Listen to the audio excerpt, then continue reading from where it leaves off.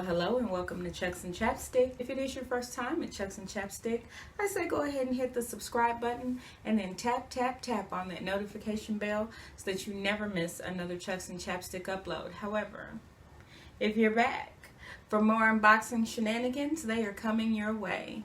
Which box are we doing today?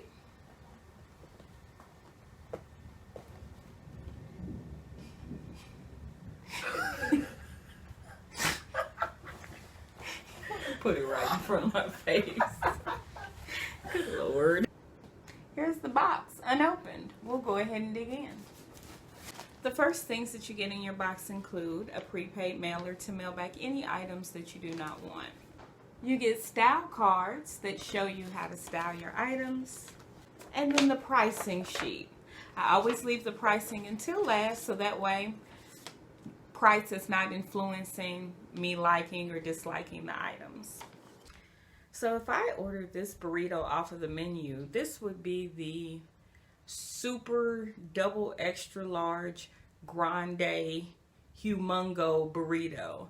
This thing is huge and it's heavy, but what I'm excited about is all of these beautiful colors and prints. So I'm excited to see what's in this large family size burrito. So first reactions. Ooh, that's super cute. Look at that. It's the striped shirt with a tie, and it looks like it's kind of a crop length, so that's gonna be nice. All right, that is a very pretty blue tank top with some straps across the top. Okay, here is a palm print fit and flare dress. We'll see. We will see. All right, next we have this red dress. Very pretty. It's maxi length. Woohoo! In this pretty red print. This is really heavy. I think this was a lot of that weight in there because it's really heavy, but very pretty, and I love that print. Oh man, a pair of Slink jeans in orange. Ooh, I love Slink jeans. They are my absolute favorite. My new favorite anyway. Let's try it all on. As suggested by the style card, we're going to pair this blue flowered top with a pair of faded jeans. So here's the first blue top. It's a tank top with the cross across the chest, and then it has spaghetti straps, but the straps are not adjustable. And then onto this fabric. This fabric is very stretchy, but it was almost like a thin velvet. It just wasn't breathable and didn't seem like it would be comfortable in the summertime. The back of it has a little bit of stretch around the band.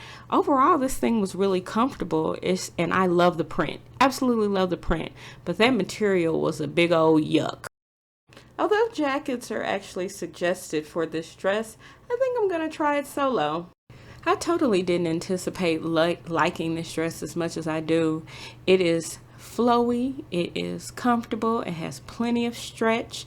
You don't have to wear any special undergarments with it. It drapes really well. The one thing that I didn't like is that you see when it stretches, it turns white. And I don't get why some materials do that, but I don't plan on walking around stretching it against me, so not a big deal. Overall, this dress was a real winner, and I absolutely love this red. Gonna take the style card suggestion and add these orange jeans with a denim jacket and a top. So I actually received this exact same pair of jeans in a Nordstrom's trunk. There was no way for my stylist to have known that, so no big deal. I love Slink jeans. I love the color. I love the fit, the feel, the everything. I just needed to go up a size. Got a question for you. When jeans are so tight, they create a cleft in your hoo-ha. They call that a camel toe. So what do they call it when your jeans are so tight they create a cleft in your lower belly? This style card suggests a green utility jacket with distressed denim and neutral slides, so that's what I'm going to do. So I just have to give a shout out to the style card on this one. I got pretty close to how it told me to style it, and I think this is a super cute ensemble. This top is made by Madewell. It is a very thin and breathable fabric. There's no stretch here, but it is made to be a little oversized and flowy. It's got the tie in the front. You can untie it or tie it to your liking. I like this top so much. What I did not like was the price. As my grandfather used to say, them prices is higher than a wet cat's back. I added a khaki colored jacket to the dress as suggested by the style card. So I'm going to start with what I like about this dress. I love this palm print, and that's the end of that list. The issues with this dress is two things. First, in order for this to sit at my natural waist, which is how a fit and flare is supposed to sit, I would have to have this tailored because there's so much extra fabric at the top. And this dress ain't, high enough quality for me to want to spend the time or money getting it tailored. The other thing is that these pockets gape out at the side. When I turn to the side, you'll see they weren't even sewn flat. So it's just really weird and not flattering. And then the material was yucky. So this was a hard pass. What did you guys think about this box? Overall, I thought that this was a really good box. The only thing that I was like about was the fit and flare dress, and even then it was the fabric and the fit that were a turn off. I love the idea of the dress, and the print I just thought was really cool.